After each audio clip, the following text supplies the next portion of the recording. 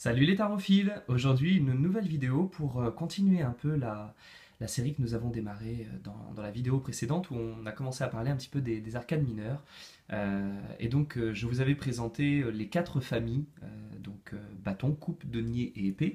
On avait vu ça de manière un petit peu succincte, histoire de voir comment déjà démarrer une première interprétation facilement avec ces cartes-là, simplement en comprenant le sens de la famille.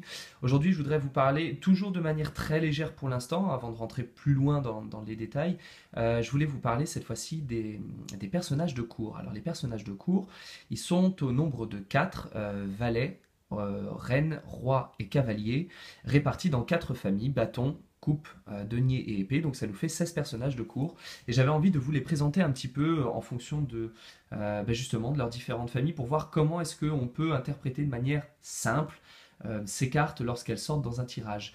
Et alors pour ce faire, on a évidemment deux possibilités. La première est toujours la même, c'est toujours celle que je n'ai de cesse de donner depuis le début que je donne des cours, c'est d'identifier le personnage en s'identifiant soi-même à lui. C'est-à-dire, on rentre dans la peau, on mime, on voit ce que ça donne, on voit ce que l'on ressent, on voit ce qu'il en ressort, on essaye de cibler un petit peu ce qui se passe dans la scène, on essaye de regarder le décor autour de nous quand on prend la pause, on essaye de voir ce que l'on ressent, et à ce moment-là, ça nous donne des informations sur le personnage.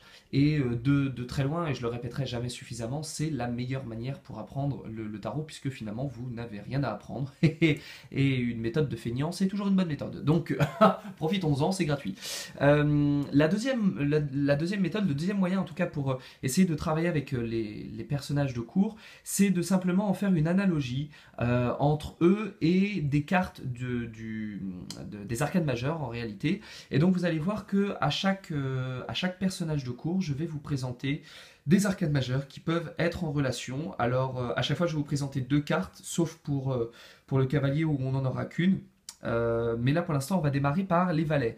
Alors moi je démarre par les valets puisque l'arcane majeure qui pour moi les représente est la première puisque c'est le battleur. Donc quand on regarde le personnage du battleur et que l'on regarde un petit peu ne serait-ce que la graphie des autres personnages, il y a quelque chose de très proche, ne serait-ce que par exemple voilà, si on regarde ici avec la position des deux mains et le regard, on sent qu'il y a quand même une espèce d'analogie assez évidente. Ici pareil, quand on voit ce regard un peu en biais, et encore une fois le jeu sur les deux mains, et c'est quelque chose que l'on va retrouver assez loin dans l'interprétation des valets, en cela que le sens des valets peut être complètement calqué sur celui du battleur.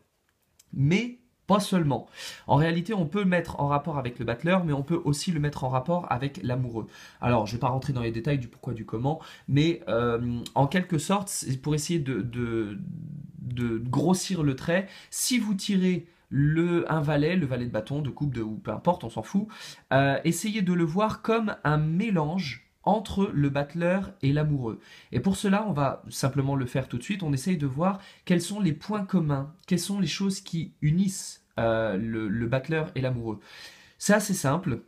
Le battleur et l'amoureux vont avoir cela en commun qu'ils ont des coups de cœur, des envies, des idées, mais aussi des hésitations. Et que du coup, ils vont observer le terrain qui se trouve autour d'eux. On voit bien hein, ce jeu de regard assez important entre le battleur et l'amoureux, qui ont d'ailleurs tous les deux des pieds assez similaires au niveau de la position. On est sur l'idée d'observer, d'écouter, de faire attention, de regarder ce qui se passe à droite et à gauche, pour mieux comprendre avant d'amorcer une action. Donc on n'est pas encore dans l'action. Et pour ceux qui ont déjà regardé les vidéos où je présente les arcanes majeures, ou alors qui ont suivi mes cours ou qui ont lu mon livre, vous avez vu qu'on parle beaucoup dans le battleur justement d'avoir des doutes, de ne pas être sûr de soi. On est sur l'instant qui précède tout juste l'action, on est à deux doigts de se lancer, mais pas encore. Et pour l'instant, on se pose encore des questions.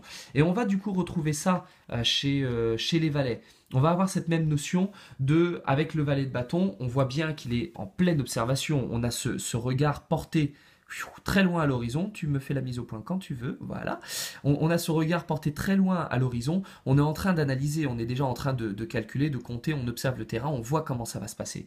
Pareil pour les autres cartes, hein, on a toujours ce sentiment un peu d'interrogation, on n'est pas sur des regards francs, on est sur des regards un petit peu un petit peu perplexe, un petit peu pantois. On sent qu'il y a ce posage de questions. Attention, je ne sais absolument pas si ça se dit, mais enfin bref. On sent vraiment que ça s'interroge beaucoup. Et on retrouve voilà, ce côté d'ailleurs assez juvénile que l'on voit dans l'amoureux et dans le battleur, et qu'on ne va pas retrouver chez les autres personnages, ou en tout cas pas tout à fait de la même manière.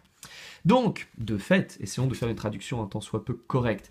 Lorsque vous tirez un valet, ça va être très simple. Vous allez simplement faire un mélange entre ce que nous avons vu dans la vidéo précédente, c'est-à-dire la famille, et de l'autre côté, l'incarnation du personnage. Donc, on voit que le mélange battleur et amoureux, ça va être observer, se poser des questions, douter, avoir des interrogations, chercher comment se mettre en action, avoir envie, faire preuve également quelque part d'un peu ouais, on se sent un peu titillé, on a vraiment envie de tester quelque chose de nouveau, ou alors on est interloqué parce qu'on est en train de regarder, il y a quelque chose qui éveille en nous un certain goût d'y aller. Et donc du coup, quand on va tirer par exemple le valet de bâton, on se prépare, on fait en amont, hein, on est en train de chercher intérieurement, on s'interroge sur nos actions, quant à nos actions, quant à ce qu'on va mettre en place. Dans le valet de coupe, on va s'interroger concernant les relations amicales ou sentimentales ou familiales qu'on va partager avec d'autres personnes. Sur le valet de denier, on va s'interroger quant à nos finances, comment est-ce que l'on gère nos biens matériels, mais aussi la manière dont on va peut-être s'exprimer. Qu'est-ce qu'on montre, parce qu'on voit hein, qu'on sort quand même un denier du sol et on le montre, qu'est-ce que je montre de moi, qu'est-ce que je vais donner, et c'est aussi en cela, et ça va se confirmer plus tard quand on va arriver chez les reines, le denier est très fortement lié à l'image personnelle, et à l'image que l'on va projeter, et en quelque sorte aussi à l'ego. Donc qu'est-ce que je donne de moi? La manière dont je vais parler, c'est l'image que je vais donner de moi, les deux vont être reliés. Donc avec le valet de bâton, je vais m'interroger. Qu'est-ce que je vais montrer de moi? Dans quelle case est-ce que j'ai l'impression de rentrer? D'ailleurs, ce qui est assez intéressant, c'est que le valet de denier est justement le seul à ne pas avoir le nom dans le cartouche. Et enfin, le valet d'épée, qui lui, justement, est en train... Alors, c'est la carte qui se pose le plus de questions dans tous les personnages de cours. C'est ce que j'explique dans mon prochain bouquin, où je dis que par honneur, dans tous les honneurs, dans tous les personnages de coupe, il y en a un qui est complètement, en quelque sorte, exalté dans sa famille, c'est-à-dire qu'il est pile poil à sa place. Le valet est celui qui se pose des questions. La famille des épées, c'est la famille du mental, de l'interrogation. Alors aussi d'autres choses, il n'y a pas que ça, c'est aussi l'idée de prendre le pouvoir, d'essayer de gouverner, d'essayer de convaincre. Mais du coup, on a le valet d'épée qui, alors lui, est complètement dans cette idée de se poser des questions et de s'interroger et d'être absolument dans une espèce d'incertitude totale. Donc lui, il est complètement exalté dans sa famille, il est très bien à sa place. Donc ça va vous permettre déjà de faire une première interprétation quand vous tirerez ça. Donc évidemment, moi, une fois encore, je vous recommande de ne pas tirer juste les honneurs seuls, mélangez-les pour commencer avec les arcades majeures et tirez voilà, les 22 majeurs et les 16 honneurs, voilà, mélangez en un seul paquet, tirez et voyez voilà, quand ça sort.